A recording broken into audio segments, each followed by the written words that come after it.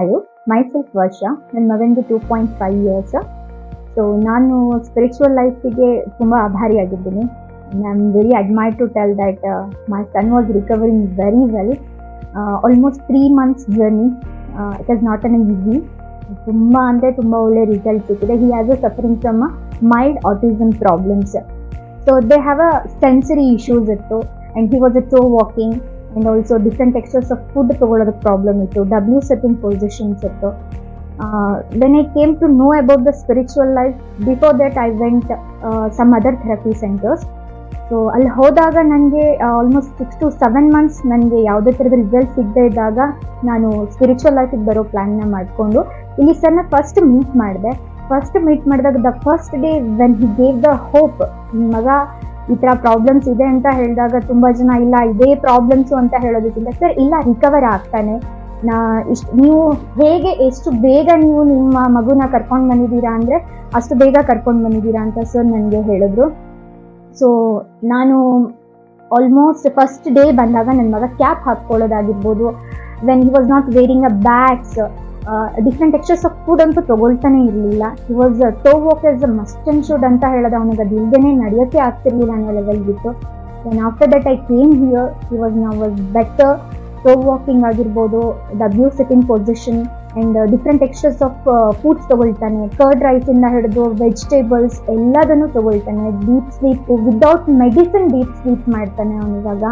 He was enjoying every moment. I was so happy. ನನಗೆ ಇವಾಗ ಖುಷಿ ಆಗುತ್ತೆ ಅವನನ್ನು ಪ್ರತಿ ಸರಿ ನೋಡಿದಾಗಲೂ. ಅವನು ಎಷ್ಟು ಖುಷಿಯಾಗಿ ಒಂದೊಂದು ಟಾಯ್ಸ್ನ ಒಂದೊಂದು ಆಟನ ಎಂಜಾಯ್ ಮಾಡ್ಕೊಂಡು ಆಟ ಆಡೋದು ನೋಡಿ, ಇದಕ್ಕೂ ಮುಂಚೆ ನೋಡೇ ಇರಲಿಲ್ಲ ನಾನು ಅವನನ್ನು ಆ ಥರ. ಇನ್ನು ಎಲ್ಲರಿಗೂ ಒಂದು ಸಜೆಷನ್ ಅಂತ ಹೇಳಿದ್ರೆ, ಫಸ್ಟ್ ಪ್ರಾಬ್ಲಮ್ಸ್ನ ನೋಟಿಸ್ ಮಾಡಿದಾಗ ನಾವು ಎಲ್ಲಿ ಹೋಗ್ತಾ ಇದ್ದೀವಿ, ಏನು ಮಾಡ್ತಾ ಇದ್ದೀವಿ ಅನ್ನೋದು ಫಸ್ಟ್ ಗೊತ್ತಿರಬೇಕು. ನಾನು ಸರ್ ಹತ್ರ ಬಂದಾಗ ಪ್ರಾಬ್ಲಮ್ಸ್ನ ಶೇರ್ ಮಾಡಿದಾಗ ಸರ್ ತುಂಬ ಒಳ್ಳೆ ಹೋಪ್ ಕೊಟ್ಟರು ನನಗೆ, ಇಲ್ಲ ಕರೆಕ್ಟ್ ಆಗತ್ತೆ ಅಂತ ಹೇಳಿ. ಸರ್ ನಮಗೆ ಎಷ್ಟು ಈ ಹೀಲಿಂಗ್ನ ಯಾವ ಥರ ಮಾಡಿರ್ತಾರೆ, ನಮಗೆ ಏನೆಲ್ಲ ಇನ್ಸ್ಟ್ರಕ್ಷನ್ ಕೊಟ್ಟಿರ್ತಾರೆ, ನಾವು ಅದೇ ಥರ ಫಾಲೋಅಪ್ ಮಾಡಿಕೊಂಡ್ರೆ 100% ಆಗಿ ನಮಗೆ ಕ್ಯೂರ್ ಆಗತ್ತೆ. ಆ್ಯಂಡ್ ಈ 3 months ಜರ್ನಿನಲ್ಲಿ ನನ್ನ ಮಗನ ಹತ್ರ ತುಂಬ ಚೇಂಜಸ್. ಆಲ್ಮೋಸ್ಟ್ ಒಂದು ಸ್ಕೂಲ್ಗೂ ಎಲಿಜಿಬಲ್ ಆಗಿದ್ದಾನೆ. ಸೊ ಒನ್ಸ್ ಯಾರೇ ಬರ್ತೀರಾ ಅಂತ ಹೇಳಿದ್ರು, ಸ್ಪಿರಿಚುವಲ್ ಲೈಫ್ನ ಒಂದ್ಸಲಿ ವಿಸಿಟ್ ಮಾಡಿ. 100% ಆಗಿ ನೀವು ರಿಸಲ್ಟ್ ತೊಗೊಂಡು ಹೋಗ್ತೀರಾ. ನೀವು 0 ದಿನ ಬಂದು 100% ಆಗಿ ಹೋಗ್ತೀರಾ ಅನ್ನೋದಕ್ಕೆ ನಾನು ಗ್ಯಾರಂಟಿ ಕೊಡ್ತೀನಿ. ಬಿಕಾಸ್ ನನ್ನ ಮಗನಲ್ಲಾಗಿರೋ ಚೇಂಜಸ್ ನೋಡಿನೇ ತುಂಬ ಖುಷಿ ಆಗುತ್ತೆ. Thank you so much for the opportunity. Thank you.